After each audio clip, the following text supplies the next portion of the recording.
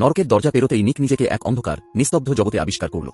চারদিকে শুধু অসংখ্য নিথর দেহ ছড়িয়ে ছিটিয়ে রয়েছে। হঠাৎ নিকের চোখ পড়ল একটি ছোট্ট মেয়ের দেহের ওপর। এত নিষ্পাপ একটি শিশু নরকে কেন? কৌতূহল সামলাতে না পেরে সে মেয়েটির কপালে হাত রাখে। আর পরের মুহূর্তেই তার চোখের সামনে ভেসে ওঠে মেয়েটির পুরো জীবন। মেয়েটি ধনী পরিবারে জন্মেছিল, কিন্তু অর্থ থাকলেও ভালোবাসা ছিল না। তার বাবা মা সারাক্ষণ ঝগড়া করত, আর সেই বিষাক্ত পরিবেশে বড় হতে হতে সে মানসিকভাবে ভেঙে পড়ে। একসময় তার মধ্যে জন্ম নেয় ভয়ঙ্কর মানসিক বিভ্রম। সে বিশ্বাস করতে শুরু করে তাদের বাড়ির বেসমেন্টে একটি অদ্ভুত দানব বাস করে। কিন্তু বাস্তবে সেই দানবের কোনো অস্তিত্বই ছিল না, ওটা ছিল তার ভাঙা মনের কল্পনা। একদিন এক ডেলিভারি কর্মী বাড়িতে আসে। ডেলিভারি কর্মী পার্সেল দিয়ে চলে যাওয়ার পর সে খুঁজতে খুঁজতে বাবা মায়ের ঘরে পৌঁছে যায়।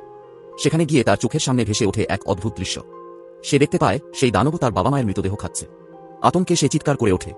কিন্তু বাস্তবে দানব নয়, বাবা মাকে হত্যা করেছিল সে নিজেই। সত্যিটা মানতে না পেরে নিজের মনেই আরেকটি নতুন চরিত্র তৈরি করে, একটি ছোট বোন।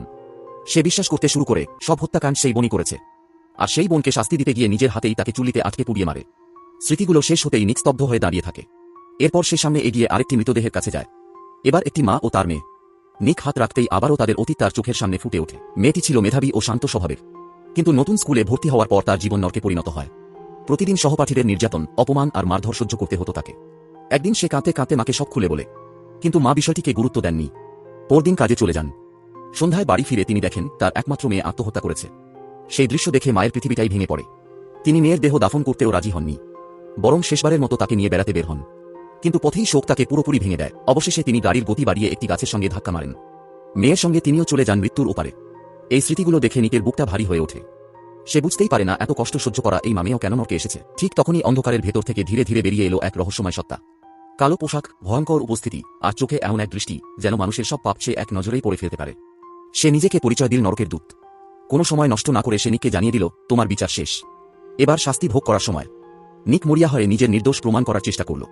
সে কাঁপা গলায় বলল, আমি আমার স্ত্রীকে খুন করিনি, আমি শুধু তার যন্ত্রণা শেষ করতে চেয়েছিলাম। সে নিজেও মুক্তি চেয়েছিল, কিন্তু দূতের উত্তর ছিল আরও ভয়ঙ্কর। সে শান্ত গলায় বলল, কোনো মানুষের জীবন কেড়ে নেওয়ার অধিকার আরেকজন মানুষের নেই। প্রত্যেক জীবনের শেষ সময় আগে থেকেই নির্ধারিত। তুমি সেই নিয়ম ভেঙেছ। নিক স্তব্ধ হয়ে যায়। এরপর দূত তাকে নিয়ে যায় বিশাল এক লোহার দরজার সামনে। দরজাটি ভেতর থেকে বেরিয়ে আসে হাড়হীন করা ঠান্ডা বাতাস।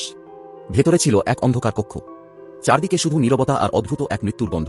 দূত নিকের দিকে তাকিয়ে শেষবারের মতো বলল, এখানেই তোমাকে 4000 বছর শাস্তি ভোগ করতে হবে। তারপরেই শুধু তুমি নতুন জীবন পাওয়ার সুযোগ পাবে। এই কথা বলেই সে দেয়ালের ভেতর দিয়ে অদৃশ্য হয়ে গেল।